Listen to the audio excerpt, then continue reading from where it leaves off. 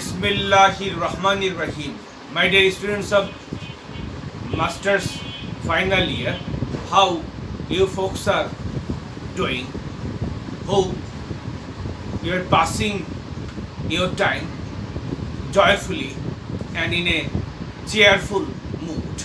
And today I am going to recite Walt Whitman's Song of Myself, Section 2, and later I will tell you the interpretation and critical appreciation of Section 2, and I will also discuss the last two lines of this section, which is set as explanation.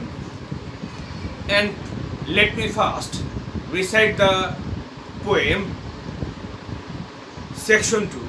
Houses and rooms are full of perfumes, and shelves are crowded with perfumes. I breathe the fragrance myself and know it and like it. The distillation would intoxicate me also, but I shall not let it. The atmosphere is not a perfume. It has no taste of the distillation. It is odorless. It is for my mouth forever. I am in love with it.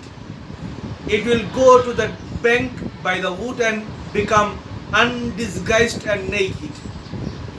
I am mad for it to be in contact with me. The smoke of my own breath echoes, ripples, burst, whispers, love root, silk thread, crotch and vine. My respiration and inspiration, the beating of my heart, the passing of blood and air through my lungs, the sniff of green leaves and dry leaves and of the shore, and dark-colored sea rocks and of hay in the burn, the sound of the bells rests in my voice, loosed to the eddies of the wind, a few light kisses, a few embraces, a reaching around of arms, the play of shine and shade on the trees as the supple boughs wag, the delight alone or in the rush of streets or along the fields and hillsides, the feeling of health, the full noon thrill, the song of me rising from bed and meeting the sun. Have you reckoned 1,000 acres much? Have you reckoned the earth much? Have you practiced so long to learn to read? Have you felt so proud to get at the meaning of poems? Stop this day and night with me, and you shall possess the origin of all poems. You shall possess the good of the earth and sun. There are millions of suns left. You shall no longer take things at second or third hand, nor look through the eyes of the dead, nor feed on the spectres in books. You shall not look through my eyes either, nor take things from me.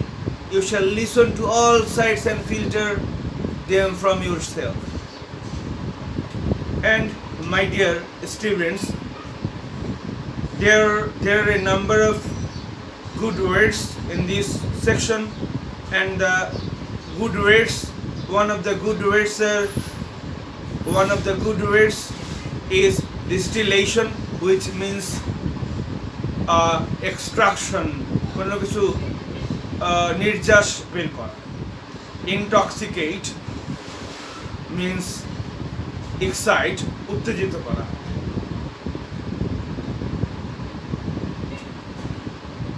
And supple means flexible, soft. Wag means shake, and reckon means consider. Spectre means ghost.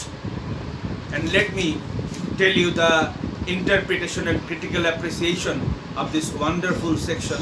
The poet stresses the necessity of going into the open nature without inhibition or any barrier.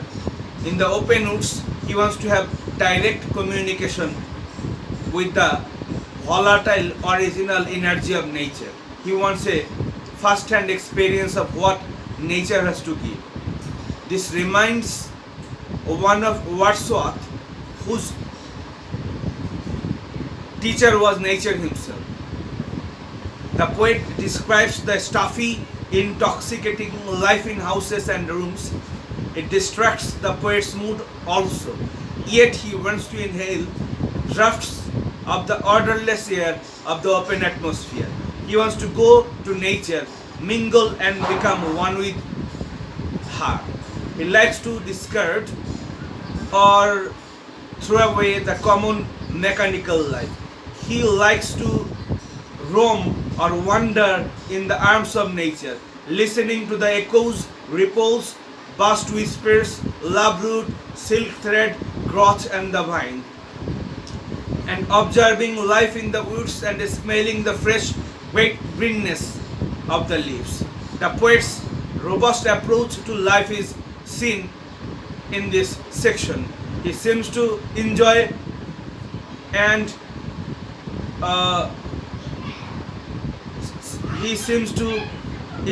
taste every minute of his life packed with various experiences. He likes the play of shine and shade of the trees, a few light kisses, a few embraces, a reaching around the arms, the full moon trill, the song of me rising from bed and meeting the sun. And my dear student, trill means sing lightly. The song, the full moon trill, the song of me rising from bed and meeting the sun. Every little activity has a meaning for the poet. It goes to make life eventful. He emphasizes that bookish knowledge is removed from reality. It will be just a presentation of what is found in nature. The experience becomes second-hand. Hence, he wants the reader to go with him to the open woods, to come into direct communication with nature and gain first-hand experience. He prepares himself and the reader to set out on a journey to attain the mystical experience. To Wordsworth, a direct communion with nature meant to attain that blessed mood which is the result of such a communion. Whitman also advises that though a man thinks that he achieves something great when he reads or deciphers some great scientific mystery or theory, yet a man loses something if he does not enrich himself with direct contact with what the bountiful nature has to offer or give him. Whitman's treatment of nature is personal. Being a mystic, his attitude to nature is pantheistic. Every object in nature symbolizes the greatness and glory of the Creator God. His equal love of animals, birds, flowers, trees shows his democratic approach to nature. He recognizes the worth of every object in nature. Hence, he invites the reader to get into communication with nature at first hand. My dear students, I will now recite the last two lines, which is set for exam question. You shall not look through my eyes either, nor take things from me. You shall listen to all sights and filter them from yourself. In these two lines, the writer describes and depicts the world of man and the world of nature. The poet declares that the intoxicating life of man, the bookish knowledge which is imparted in educational institutions, is not sufficient to mold the writer's personality. The poet gives vent to, or the writer expresses his thought that nature is the best teacher to mankind and nature teaches the original things. He wants people to gain first-hand experience from their own eyes and ears by coming into contact with nature. Books only describe what the poets and authors have seen. It is second-hand or indirect experience from the reader.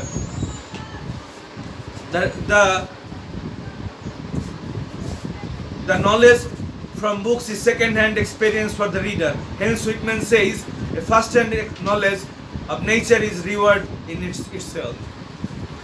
My dear students, this is a very wonderful poem describing the healing power of nature and describing nature's originality, and bookish knowledge or knowledge from any paper is not original. So the writer wants us to come into contact with nature and get the original experience, to come into contact with nature. And with these few words, I would like to wrap up my discussion for today. Thank you very much for listening.